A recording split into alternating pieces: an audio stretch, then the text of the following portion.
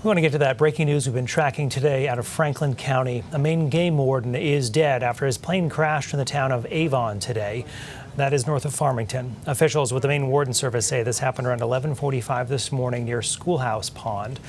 Authorities identifying the victim there to be Warden Pilot Joshua Tibbetts. A spokesperson for Inland Fisheries and Wildlife says Tibbetts was the only person in that Maine Warden Service plane.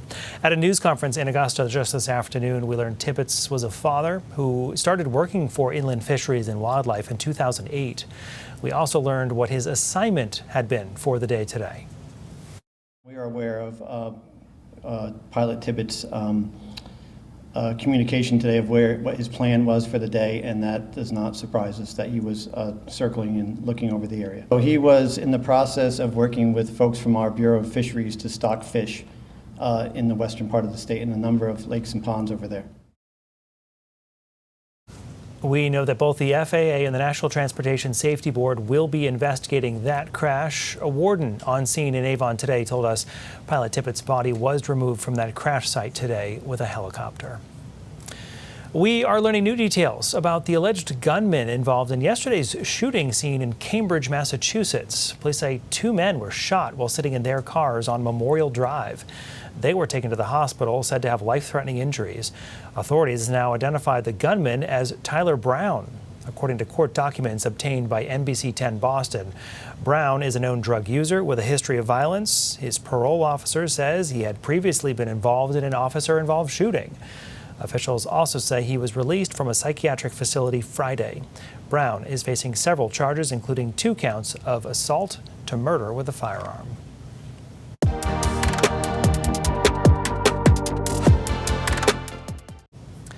The Bangor City Council voting unanimously last night now to approve a new ordinance that would target a growing homeless encampment near the city's library. City councilors say the move follows rising concerns about homelessness and public safety in that area.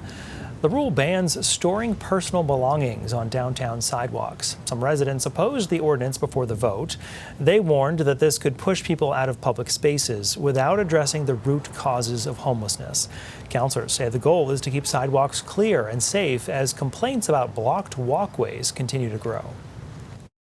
One of the issues that we've been facing downtown is the blocking of the sidewalks with different materials, and so the ordinance was something that was missing. If we didn't have this ordinance, there's nothing stopping me from putting my stuff on the sidewalk, and that clears up that loophole. City leaders say the ordinance will take effect next Thursday, which would be 10 days since it was passed.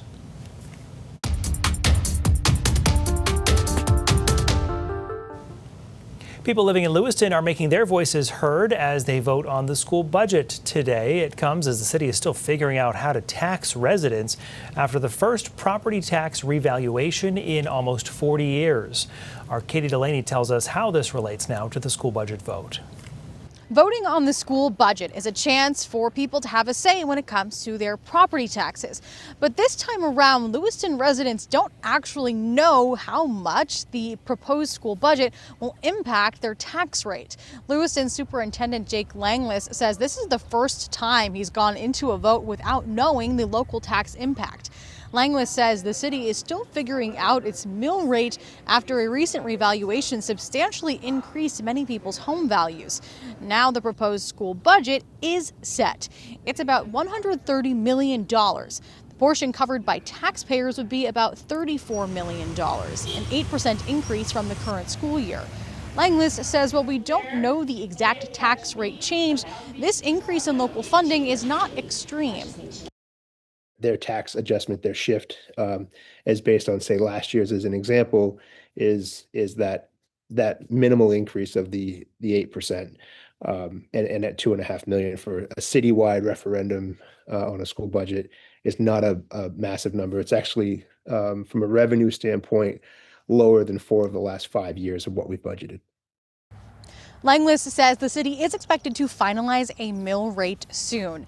Now, for the school budget referendum, polls are open here at the Longley School until 8 o'clock tonight. In Lewiston, Katie Delaney, News Center, Maine. As the Maine primaries approach, we do want to tell you about two opportunities you have this week to hear from the candidates for governor. CENTER Maine is partnering with the Maine State Chamber of Commerce for two Voice of the Voter debates this week to help you get ready to vote in the upcoming primary elections. So on Wednesday night, that's tomorrow at 7, Republican candidates will debate. Then Thursday night of this week at 7, you will hear from the Democrats. These debates will be moderated by our own Rob Caldwell and Phil Hirschkorn. So again, Republican debate tomorrow night, 7 p.m. Democrats for governor will then face off Thursday night at 7. You can watch both of those debates on CENTER Maine and right here on our streaming app for free.